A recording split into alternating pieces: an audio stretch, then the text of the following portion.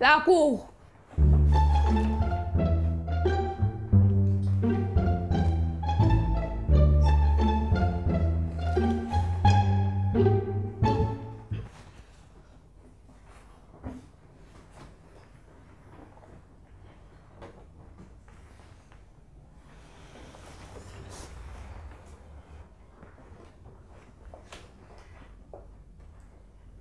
Bonjour. Ida défie son répétiteur. Elle refuse de faire les exercices qu'il lui donne, traîne toujours les pas quand ils ont cours et boude lorsqu'il l'interroge. Depuis un certain temps, elle stimule des malaises aux heures de travail. Son répétiteur la traduit donc devant la cour afin que cette histoire soit résolue. L'accusée Ida est demandée à la barre.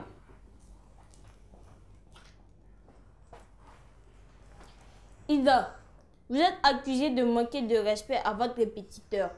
Qu'en est-il? Sincèrement, votre honneur, je ne l'ai jamais insulté. Maître Diadou, l'accusé est à vous. Merci, votre honneur. Je tiens avant tout propos à m'excuser pour la rafale de questions de ma cliente. Voyez-vous, elle est désemparée. Ida, comment ça va? Ça va bien, maître. Que vouliez-vous expliquer au juge tout à l'heure? Je voulais lui dire que mon répétiteur se croit au-dessus de mon maître. Soyez plus clair.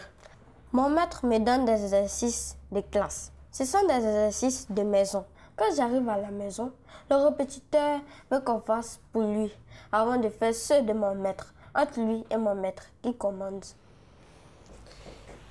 Ida, ce que vous dites là, c'est que le répétiteur veut que ces exercices soient prioritaires sur ceux de l'école? Exactement, maître. Alors que lui, il n'a pas de composition de passage.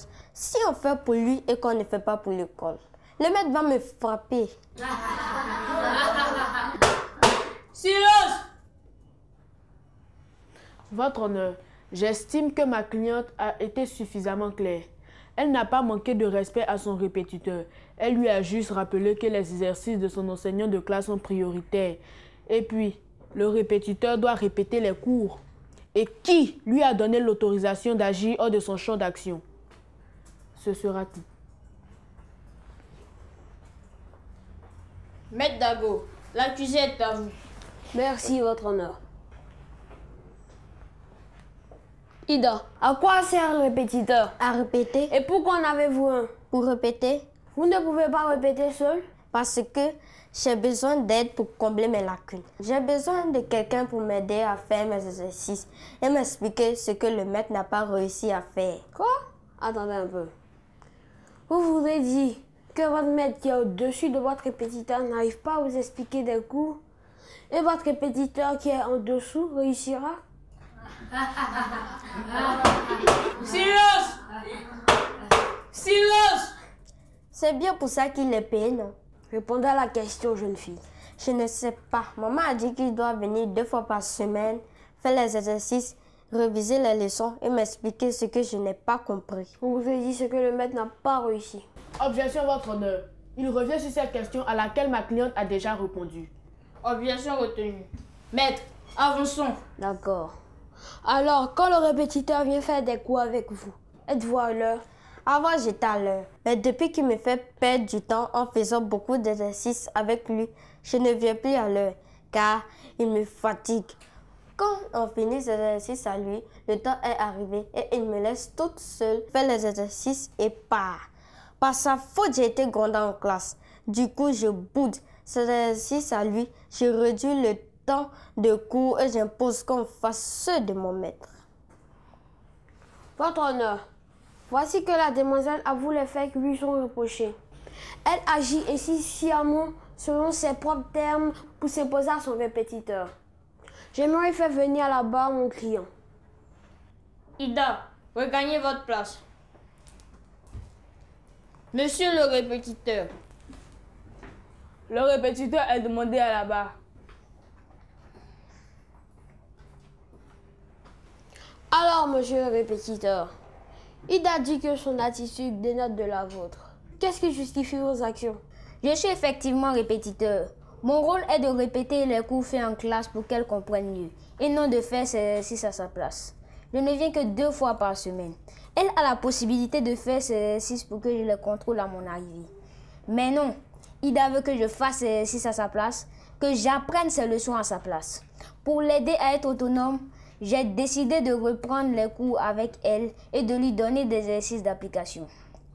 Si elle y mettait du sien, elle saurait qu'à l'issue de ces exercices, ceux de l'école ne seraient que du jeu. Je fais en application avec elle des exercices similaires. Lui avez-vous expliqué cela? Maintes fois, je lui ai dit que si elle ne comprend pas les cours, c'est parce qu'elle n'a pas suivi la leçon. La preuve, certains copains de sa classe travaillent sans répétiteur. Je reprends donc avec elle les cours pour qu'elle soit apte à faire des exercices. Après tout, ce n'est pas moi qui ferai la composition de passage à sa place. Ah, et voilà qui est clair. Votre honneur, mon client agit d'abord par amour. Son but est d'aider Ida à avoir de meilleurs résultats scolaires. Mais cette dernière refuse son aide et s'entête à faire de lui son valet. J'en ai fini. Silence! Silence! Que je vous reprenne plus. Ici, ce n'est pas une cour de récréation, mais une cour de justice.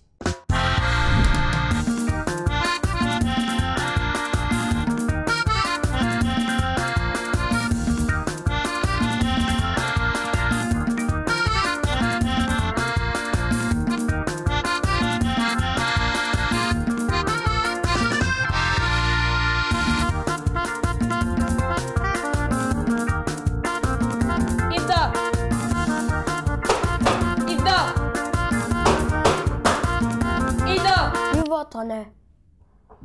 Monsieur le répétiteur, regagnez votre place.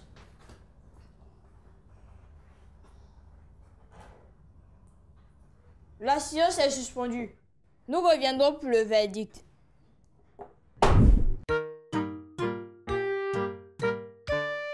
L'actualité. Hello chers amis et bienvenue dans votre rubrique Exploration. Aujourd'hui, nous parlerons de la danse.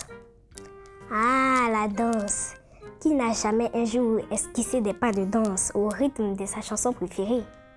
Même pour ceux qui disent ne pas avoir dansé et pour les timides, à l'abri des regards ou même en public, on a tous déjà une fois bougé la tête, tapoté du pied au rythme de la musique. Dans la bouche, n'en parlons pas. La danse est un art et un sport qui peut être calme et tonique à la fois. Il y a autant de styles de danse que de gestes pour les effectuer. La raga, le new style, le street jazz, le hip-hop, le contemporain, le jazz, le classique ou ballet, le zouglou, le coupé-décalé et bien d'autres constituent l'univers de la danse. Alors, qui veut me défier? Merci de nous avoir suivis. Au revoir et à bientôt.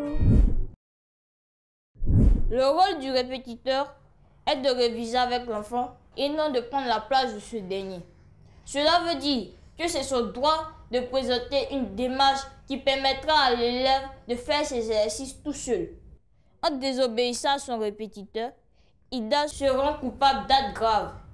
Ida, vous avez reconnu être coupable des faits et accusations qui vous sont reprochés. Vos raisons n'étant malheureusement pas valables, je vous condamne à 1 semaine sans détente et contrainte de réviser tous les soirs pendant 2 heures. Et si vous manquez à ce devoir, sachez qu'à nouveau ici, je serai davantage sévère. Avant d'élever la séance, permettez au jury de donner quelques conseils. Les astuces. Coucou les amis! J'espère que contrairement à Ida, vous arrivez à réviser les soirs tout seul. D'ailleurs, voici quelques astuces pour y arriver. Prendre son goûter quand on revient des cours. Prendre son bain. Lire les cours du jour. Apprendre par cœur ses leçons. Faire ses exercices de maison. Les présenter à un aîné pour correction.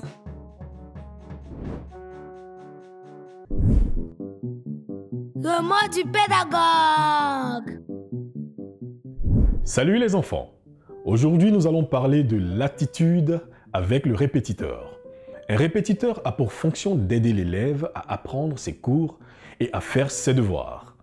Il reprend avec l'élève les cours qu'il a eus, l'aide à les comprendre, à les mémoriser et accompagne l'élève dans ses devoirs.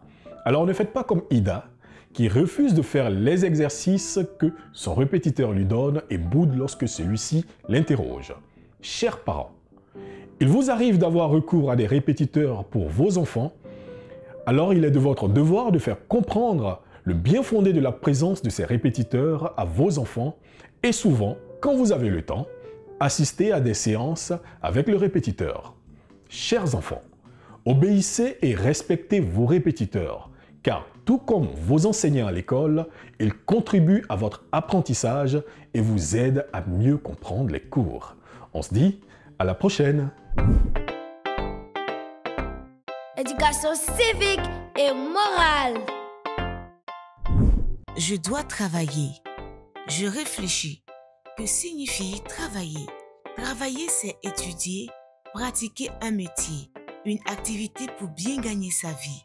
Travailler est un devoir. Tout bon citoyen doit travailler. Ce que je dois faire, je dois bien travailler à l'école pour avoir mes diplômes, apprendre le métier de mon choix et l'exercer plus tard, développer en moi le goût de l'effort et du travail bien fait.